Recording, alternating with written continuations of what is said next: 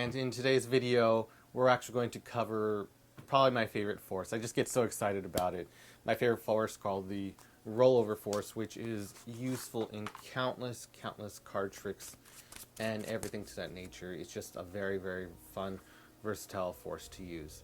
So with that said, let's go into it. So what we're going to do is we're going to have a card selected, but not in the usual way. So you want to have the card just riffle like this.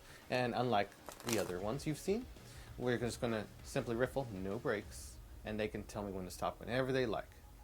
So they say stop right here. And I ask them very fairly, do you want to change your mind or do you like the mind you have?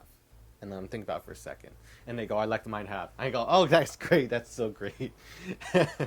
And then you let them peek the card, and they do. I will not look.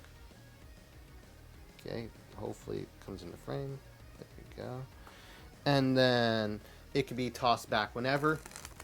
And you can do whatever effect you like that involves a force, and you would already know it's the Eight of Hearts in this case. Which is a very, very useful thing to know. And a very easy and fun force that really takes the heat off you, just gets you to practice a little bit of audience management, a little bit of misdirection to do it. It's just a wonderful thing. So let's jump into it. How we do it is any card can be on top, so I can shuffle, just be able to pick the top card, in this case 6 of spades, okay, or whatever card you want to use. So let's just say, for example, just to be simple, we'll use the Ace of Hearts in our example, okay? Ace of Hearts. So what we're going to do is we have the deck in the mechanics grip, thumb right here, forefinger right here, third finger's right here. This is a rare force that I don't see too often, but yet it's just my favorite because of, again, the simplicity and all the reasons. And I first saw it featured, because it was a rare thing to see, I first saw it featured by Oz Perlman in his, one of his DVDs, his card DVDs. I cannot remember which one. I don't know if it was his Born to Perform. I don't know which one it was, but it was just such a cool thing, and I wanted to credit him, and then he can credit back further to whoever originated it. Just a cool slight. So what we're going to do is we're going to riffle with our thumb down the pack. And I covered this in another section, the sections 1 through 4, on how to do basic card magic. So what we do is we're riffling, and then they say when to stop. Now there's 2 lines you can go for, depending upon your audience or depending on how you perform. One could be the classic gag. You could riffle, they say stop. Now I ask you, and you look directly at them, do you want, and you're keeping the riffle right here, do you want to change your mind or do you like the mind you have? And that's pretty hilarious to people. If you say it slow enough and they get it, it's a really funny line.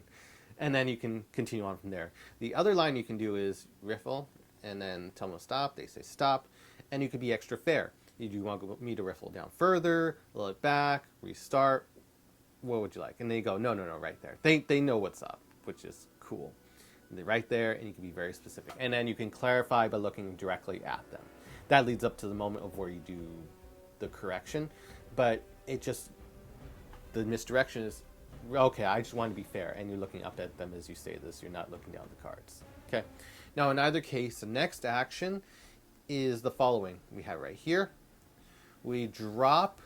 We're looking directly at the audience. So this slight happens, the action happens while you and the spectator are locking eyes. So there's heavy misdirection.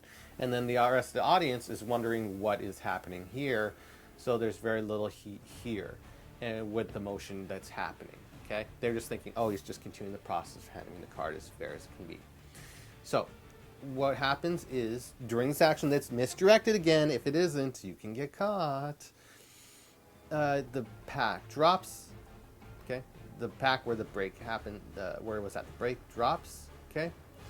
And it drops into the fingers of the recessive hand. So it drops into these fingers, okay? So the 3 fingers right here are holding it. The 4 fingers on the uppermost phalange right here are holding it, okay? Now what's going to happen from here, so after you riffled, you had the cards fall, and they touched right here, okay? Hope I'm not going too fast. From here, what's going to happen is the 3 fingers of the dominant hand is going to flip over the rest of the cards into the hand. Okay, so it's going to do a 360. So again, they riffle, they tell you when to stop, you do a gag line, look directly at them as you drop the cards at the break. Doesn't have to be specifically, just close enough. You know, you want it to basically be there.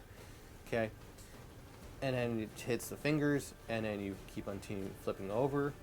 You got the pack right here, and so it's done in 360. And then continuing action, you start to look down the cards as you push the card forward to have their card selected, and you look away. It's a continuing gesture where you just don't even think about it, and you go forward, and you nail the card, which is a cool thing. And ace of hearts. So, what the spectators, I'm going to first do it a couple more times, and I'm going to give the analysis of why it works. So, riffle down, they say stop, okay, let it fall, flip over, and you after you made the gag line, and then coming forward for them to select their card. So you're looking down, okay, and now you can take your selection. Oops, sorry, there might be a little scruffle. Sorry, my apologies. And then there you go, that's the ace of hearts. And then in real time, it looks like this. Tell them to stop, stop. Now, do you want to change your mind, or do you like the mind you have? And they go, I like, oh, that's a good one, yeah. And then you have the card selected, dropped out. And that is the ace of hearts. Okay. Now, why it works is because the spectators are assuming that after the riffle, that the other packet's going to come forward. That this hand, should be the real selection, not the ace of hearts.